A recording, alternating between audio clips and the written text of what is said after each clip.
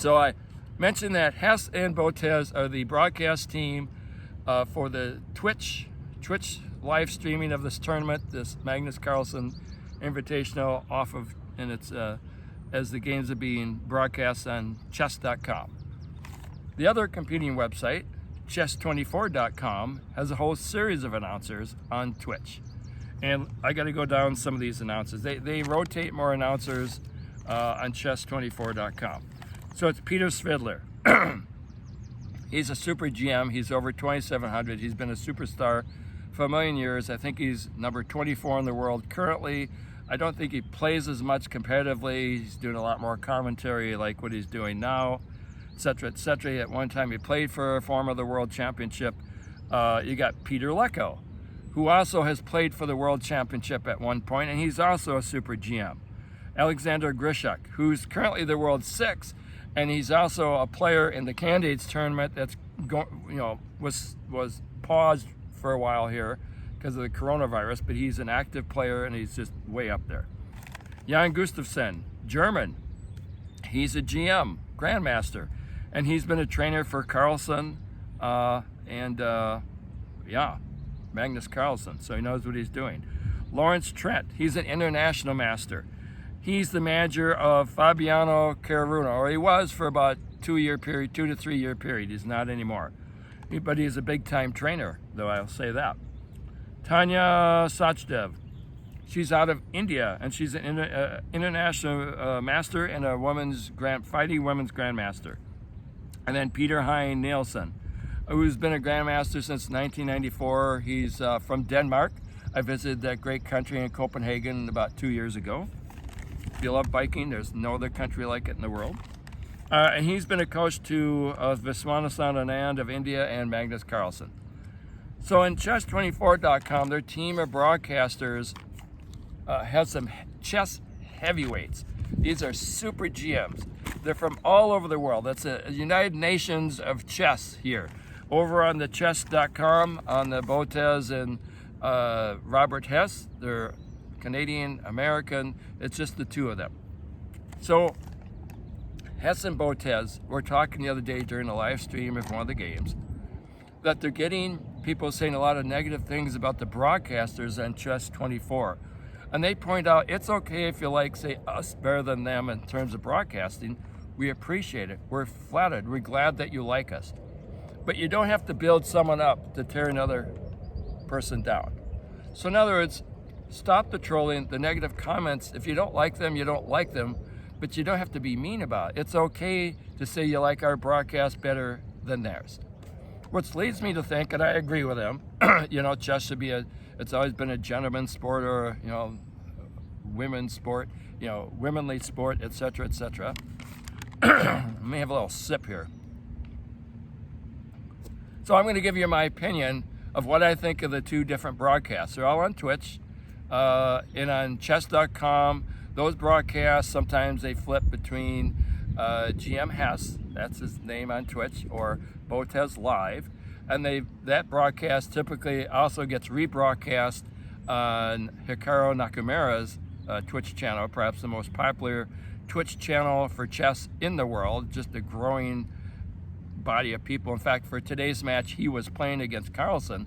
On just his Twitch channel alone, he had 40,000 viewers. That, my friend, is impressive. So let me give this a breakdown. I'm going to go to chess24.first.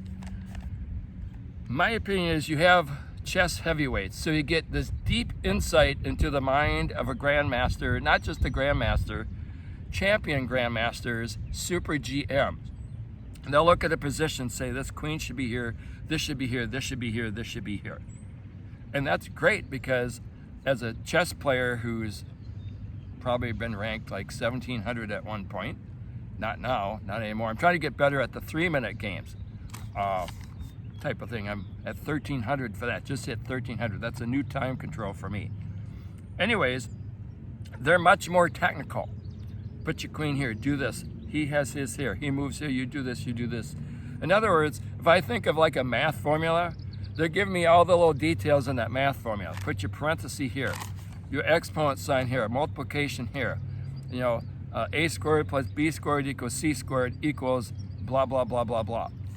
So they're very technical, and they're more technical than Hess and Botez, who are to a degree technical, but not as technical as those guys. And sometimes, just being honest, I lose. It's hard to follow sometimes if it's too technical, the flow of the game. So Svidler and Leko get going on all the technical stuff. It can go pretty quick, and I have to really think and follow it. There's nothing wrong with that, and I appreciate it and love it because I'm getting into the mind of a grandmaster, which helps me when I play my games. Hey, you know, blah, blah, blah, blah, blah. Now, one thing I gotta say, they do bring, with that group of people, and again, it's like the United Nations of chess grandmasters and players, is they each bring their own unique personality, and then they all mix together. You just go down kind of the announcers I've seen, the commentators, and go down, just tell you what countries they're from, and you'll understand real quick why I say it's kind of a United Nations of chess. Peter Svidler, Russia. Alexander Grischek, Russia. Peter Leko, Hungary. Jan Gustafsson, Germany. Lawrence Trent, I believe American. Tanya Sachdev, if not, he's Canadian. Tanya Sachdev, India. Peter Nielson, Denmark. Wow, that's a group. Of that group, I would say Jan Gustafsson is he's the person that creates the most laughter. He has such a great sense of humor, and he brings levity. Of all the people, he brings the most levity. They all do to a certain extent, but I think he brings so much levity to that broadcast. Peter Leko kills me, and here's why. He tries really hard. He tries to really hard connect with the person watching on the stream, and tries his best to put things in layman's terms. He might rip out the position, queen here, bishop there, but he tries to explain it, some overall tactics and strategy, but he always wears that suit and tie. His hair is close cropped, really neat, got the wire rim glasses, and he's with his Hungarian accent, he comes across to me, and as you know, there's a lot of Nobel Prize winners, I think like 7 from Hungary. I mean, just go down the list. Anyways, he looks to me like he could be your math professor, because he's very upright and whatnot. He brings a lot of humor too, but he just kills me because he's got that math, looks like your math professor, and he's very brainy looking, etc., etc., etc. So anyways, my 2 cents. Let's go over to Hess and Botez. What I like about them is they're somewhat technical, but they don't get into all the gory details. They don't necessarily try to cross every I and dot every I and cross every T, and they don't worry about did they miss a comma type of thing, if that makes sense. And it may not, but that's okay. What I like about them is, keep in mind, Hess has a journalism degree from Yale. That's pretty good. Both of them know how to connect with their readers on a live stream broadcast, like on Twitch, and they put chess more in educational layman's terms. That's kind of what Hess said they try to do when they were talking about this negative comments about 24 and what they try to do, blah, blah, blah, blah, blah, when they tried to address that.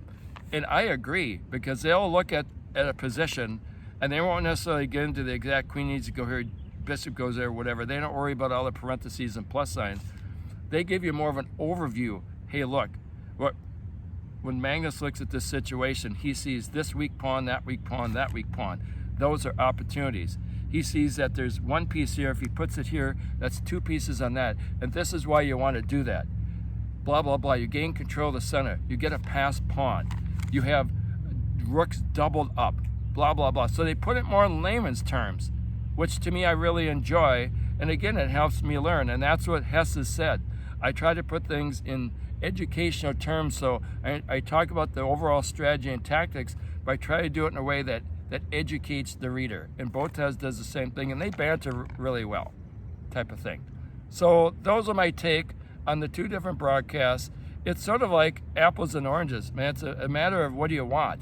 It isn't a case of, oh, they're horrible and they're so great. They're both good and they have their strengths and even weaknesses, type of thing. Like I said, on one side you've got those super GMs that get into the mind of champions, and the other side they really know how to connect with a reader and put it in simpler terms.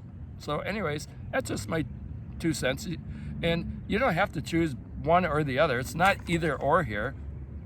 I log into chess.com, pull up the games, pull up the Hess and Botez live feed and watch them. And then the next mini match, if you will, which is like a set in tennis, but now it's for match, I might switch over to Chess 24 and watch those guys because it gives me different perspectives. And how can I lose doing that?